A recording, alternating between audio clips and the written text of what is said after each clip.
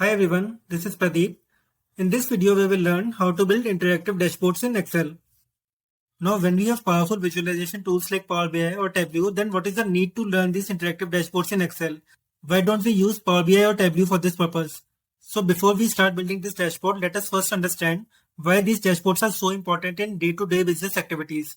Let us imagine a scenario where your manager or some senior stakeholder, they walk over to your desk with a request. They want the performance of the last 3 years for different brands, category and subcategories to take some key decisions.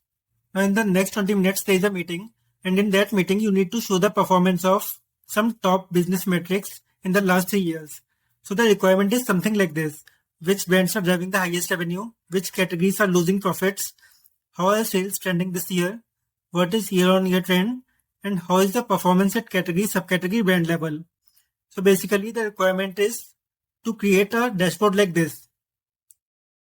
Now coming back to what we discussed at the start of the video, why not we use Power BI or Tableau dashboard and why we use these interactive Excel dashboards?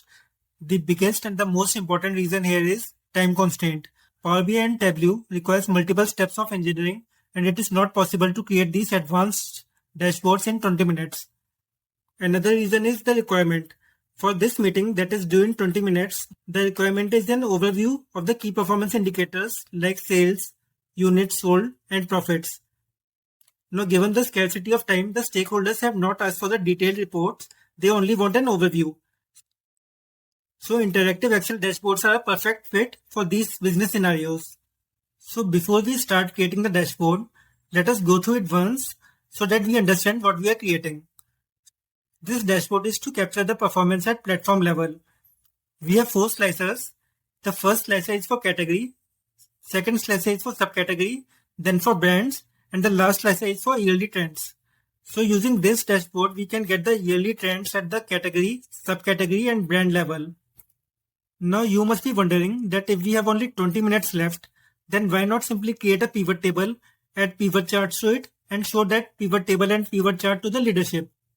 And that won't take even 20 minutes. First of all, for any business meeting, it is always advisable to have a visual representation of the business so that the stakeholders have the overall context of the things.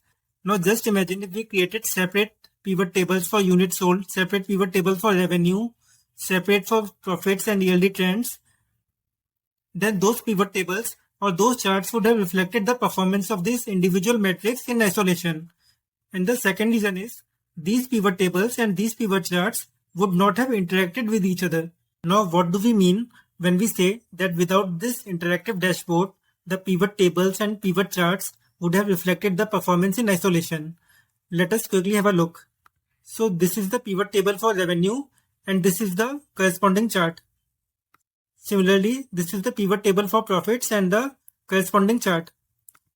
Same for units sold, month and year. Now this pivot table and this pivot chart is giving the trend for revenue at yearly and monthly level. But this is not reflecting anything for the profits, or this is not giving any picture of the units sold. Similarly, this profit pivot table and profit pivot chart, this is reflecting the trend of profits in isolation. This is not giving an overall picture. And moreover, this revenue and profit pivot chart or pivot table, these are not interacting with each other.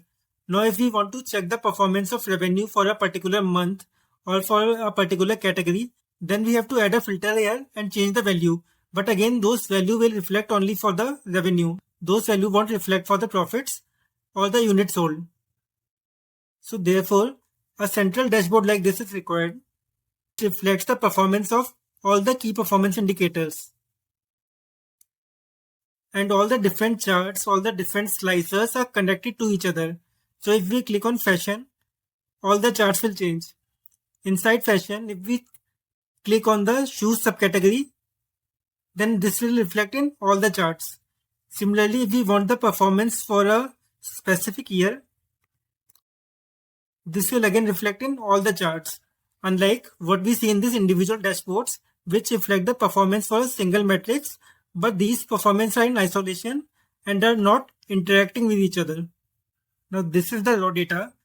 In this data we have category, subcategory, brand, different products, and the metrics are units sold, revenue, cost, profit, and since we require it at yearly level for different months, we have months and year as the final two columns. Now once we are ready with this pivot table and pivot charts for units sold, revenue, profits and the yearly trend, let us create a separate tab for dashboards and let us paste all these pivot charts in that dashboard tab. Let us use the first 6 rows for the heading.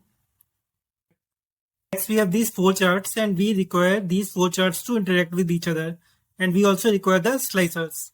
So first for slicer, let us click on one of the charts and click on pivot chart analyze and here insert slicer. Now we want slicer for category, subcategory, brand and year. So let us arrange these slicers first and then we will see how to add the interactive feature. All these 4 charts I am setting the width to 7 and height to 15. After we set the height and width of these 4 charts, we have to align it vertically and horizontally. Now we can select all these slicers and using this slicer button, please ensure that width of all these slicers are equal.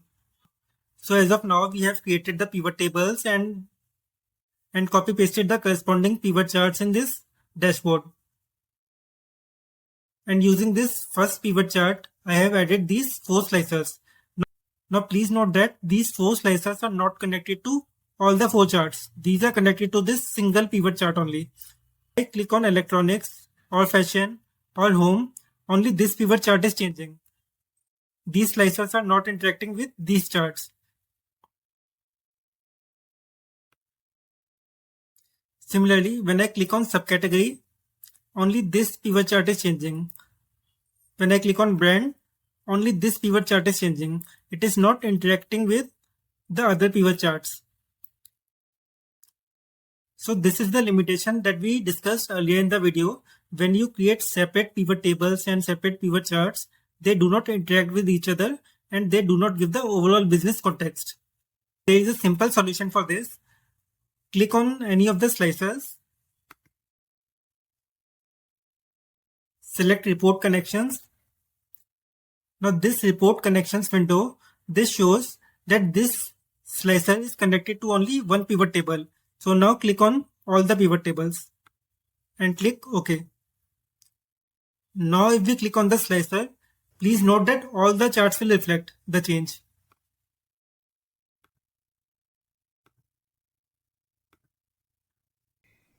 Now same as the category slicer, we have to add report connection to the remaining 3 slicers as well.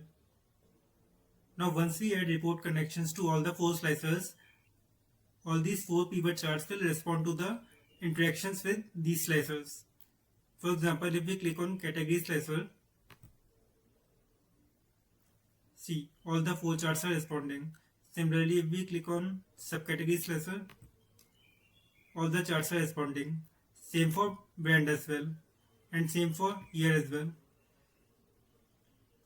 So now we have all the pivot charts, we have all the slicers and we have the overview in the form of this dashboard. Now in case the leadership wants to check the raw data or they want to deep dive further into the numbers, they can refer to the pivot tables and raw data as well that we have in the backend. Now we can close the dashboard by giving a few finishing touches. First of all, let us go to slicer. Here we can change the colors of the slicers. If we want green color, red color or blue, we can customize it. Next we can go to view and remove the grid lines and the headings. Similarly, we can go to the chart. From the chart we can go to format and then we can fill the chart with any of these colors like this. The theme of this dashboard does not match with the theme that is usually followed in your organization. Then we can go to page layout and select any of these themes. So there are multiple themes you can select based on the theme that is followed in your organization.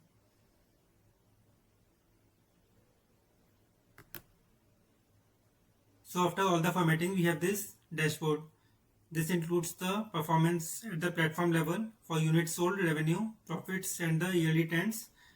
and we have multiple slices to format the view according to our requirements.